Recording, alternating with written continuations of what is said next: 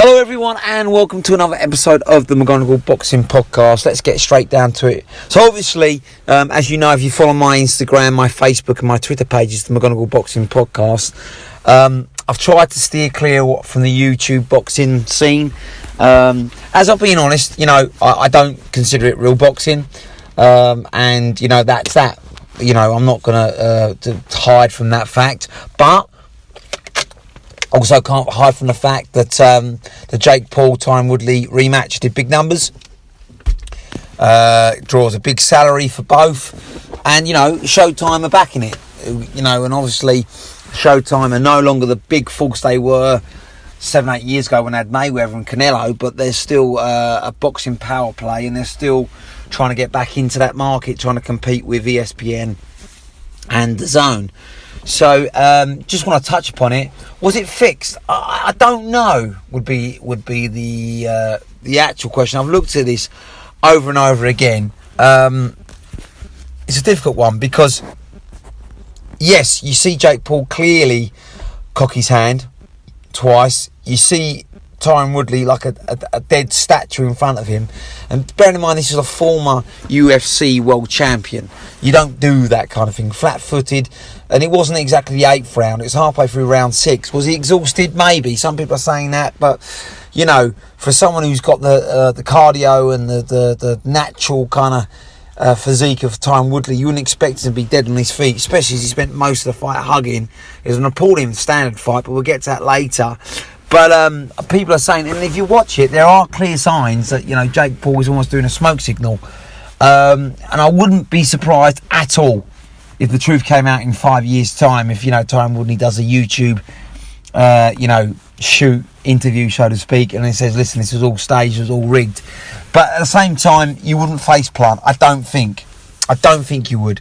However much, obviously Tyron Woodley sold his soul a long time ago. He doesn't care about the win-loss record anymore. He's lost 6 on the bounce now. He's done with the UFC. He's pretty much done with boxing. He's there for the money. Despite what he says, he's there for the money. But the one thing that I kind of think, the counter-argument, and I get it, is you wouldn't face plant, not in front of the world. You wouldn't want to be a running meme for your kids and your family to see for the rest of your life. So I tend to think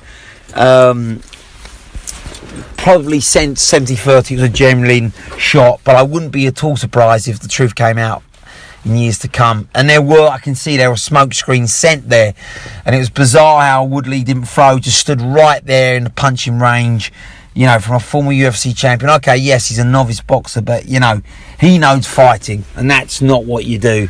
But like I said, I don't think it's face plant, and there was generally collision sound and sweat kind of flew off his face, so he was clearly hit with some force. But it didn't look like a complete flush, bang on the chin. It was kind of almost like a roundhouse, wasn't it?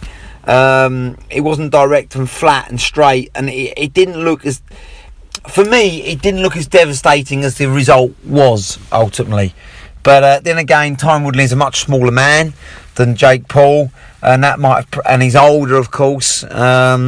And I don't think he didn't look completely gassed out, but obviously it was later on in the fight, and he only had a 2-week camp, so maybe these things start to add up and think, okay, maybe it was genuine. But either way, it was an appalling fight, and let's not get gassed here. Let's not get over the top. Tommy Fury would absolutely spark Jake Paul out, as long as it's a legitimate and fair fight, as long as there's no crazy stipulation in the contract, which I don't think the Furies would buy anyway. I think they've got too much pride.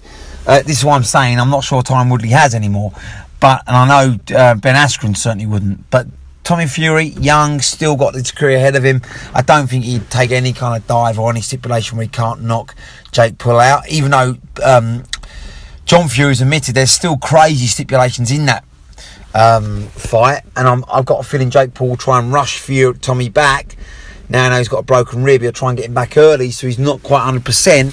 But I still think Tommy, as long as it's a fair fight, as long as the refereeing's fair, doesn't try and pull Tommy off Jake every time he gets hurt, will KO Jake Paul. Because every time would be through, which is probably once every 2 minutes, he barely threw a punch. But if he did catch and land on Jake Paul cowered. He throws, he tightens up, he backs up, he doesn't like getting hit. You know, and he hasn't got mad power, despite what people say. Tommy Fury's been hit far harder by these, I guarantee, these training partners of his, and he's got a tough chin. Jake Paul will not land a dent in Tommy Fury. I guarantee it, as long as it's not a fixed or rigged fight.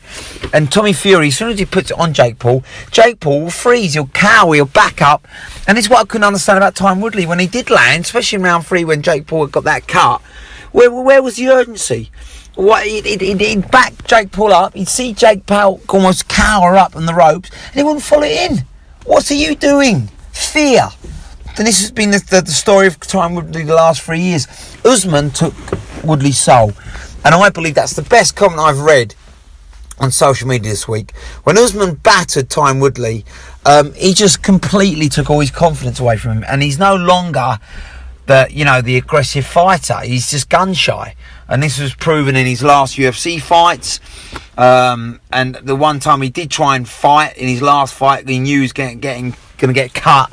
Dana White said if he didn't try and fight back, he got stopped, and that's just basically made him froze. And he's so terrified of being knocked out by Jake Paul that, of course, it happens. Something you fear the most happens. You can't go in there with any fear. You just got to let it, like Tyson Fury does, let it fly.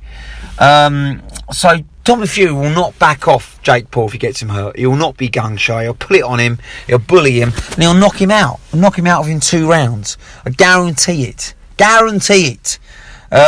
So all this nonsense about Jake Paul's this and that, he's not. Listen, he's beating up washed up UFC fighters who are gun shy and can't box.